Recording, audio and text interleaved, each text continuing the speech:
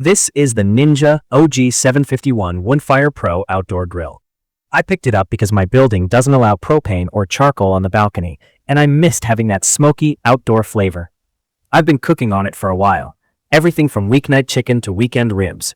And this video is my honest take on how it actually performs when you use it the way a regular person would. In terms of where it fits, it's a compact outdoor electric grill that also smokes and air fries. It isn't the cheapest outdoor gadget I've owned, and it's nowhere near the price of a big pellet rig either. It makes the most sense for someone like me who needs a small footprint, wants real smoke flavor, and doesn't want to babysit a fire. If you cook for 1 to 4 people and you like the idea of grilling and air frying outside without setting off your indoor smoke alarm, this is squarely in that lane. The thing that surprised me early on was how much it cooks like a high-powered convection oven with a grill grate. Preheat takes longer than a propane grill.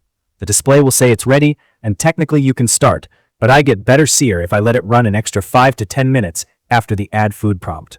Once that grate is fully heat-soaked, steaks and burgers get well-defined char and those classic lines I want. The cooking surface is about big enough for 6 burgers or a whole pack of hot dogs, which covers a family meal. But if I'm hosting a bunch of people, I do it in batches. When I overload it with a pile of cold meat, the temp dips and I give it a minute or two to recover between rounds. The smoke feature is what I use the most. It doesn't burn pellets for heat. The pellets are strictly for flavor. Half a scoop is plenty for a typical cook, and the grill ignites them on its own. Here's the trick I learned the hard way. The first few minutes of pellet ignition push out thick white smoke that smells a little harsh. I get cleaner flavor if I wait a few minutes after the add food prompt, so it settles into that thin blue haze. Then I put the food in and close the lid.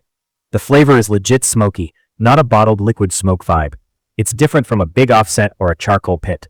I don't see a deep smoke ring on brisket or ribs the way I do on a wood fire, but the taste is absolutely there. Outdoor air frying turned out to be a sleeper feature. My indoor air fryer works fine, but it leaves the kitchen smelling like fried wings for hours. Doing wings outside on this has become my default. The basket is wide and shallow, so air hits everything evenly, and the skin gets shatter crisp without the house smelling like a fry shack. I've also done whole chickens on roast, hit them with a little smoke, and the result tastes like I did way more work than I actually did. It's fast too. The fan in this thing is no joke, so stuff tends to finish sooner than the little booklet says. In fact, I've learned not to trust the included time charts. My unit runs hotter than the screen suggests, so I cook by internal temperature, not by the clock. That's where the built-in thermometer earns its keep. I was skeptical, but it's accurate and takes a lot of guesswork out. I pick the protein and doneness, stick the probe in the thickest part, and the grill keeps me updated.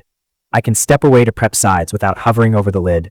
If you can resist the temptation to keep peeking, you'll get better results. Every time that lid opens, heat and smoke dump out, and the cook stretches longer for no good reason. There are quirks. The fan has a steady hum, and the beeps are loud, with no way to turn them down. It's not unbearable, but on a quiet night I notice it. Smoke output is real smoke, so I watch the wind and make sure it isn't blowing straight into a neighbor's window. Cleanup is easier on the grate and basket than on the lid. The lid builds up a sticky layer of smoke and grease that never goes fully spotless again. I stick to spray degreaser and soft tools and avoid anything abrasive. The grease tray works well as long as the grill is level. If your table leans, grease can pool where you don't want it, so I check the surface before I start. Mine lives outside under a cover, and the body and handle have held up fine. I've seen some reports about the front plastic faceplate warping in heat or sun. On mine, the panel is still intact, but I've been careful not to leave it baking in direct afternoon sun all day. Compared to what I used before, it's a big step up in convenience. I had a small propane grill for years. It heated faster and it was quiet, but the hot and cold spots drove me nuts, and on this balcony I can't use it anyway. I also love my classic charcoal kettle for flavor, but I don't have the space or patience to manage charcoal midweek. This Ninja gives me better weeknight food than my old propane did, with genuine smoke and 0 fuel runs. I've cooked beside a buddy's premium pellet smoker that had app control and a massive cooking area. That machine is incredible for big briskets and pastrami. This Ninja can't compete on capacity, but it gets me a similar flavor profile on smaller cuts and sides, cooks faster, and doesn't tie me to monitoring an app. The built-in probe and front display are dead simple, which I actually prefer for balcony cooking. Less fiddling, more eating. The real benefits that changed my routine are pretty simple. I can grill and smoke where I live without breaking rules, and the food comes out consistently because I'm targeting doneness by temperature. I can air fry outside, which keeps the house from smelling like dinner all night. And I can go from idea to plate quickly because this thing preheats, cooks hot with that turbofan, and shuts itself off when the probe says it's done. Those three things add up to me using it a lot more than I expected. On value, I think it's worth it if you actually want all three functions: grill, smoker, and outdoor air fryer. If you only want a big grill for parties, the cooking area might feel small. If you hate cleaning, the inside lid residue will bug you.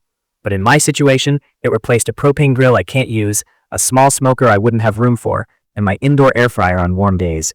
I use it 3 to 4 nights a week, and it's paid off in meals and less hassle. Would I buy it again after living with it? Yes, for a small patio or balcony setup, it hits the sweet spot. I do wish the beep volume could be tuned down, and I keep an eye on that faceplate, but I'd still pick the Pro with the built-in thermometer over the version with an app. The onboard probe is more useful to me than phone notifications. If you've got questions about specific cooks, steaks, ribs, salmon, veggies, or you want me to test certain pellets or techniques, drop them in the comments and I'll follow up.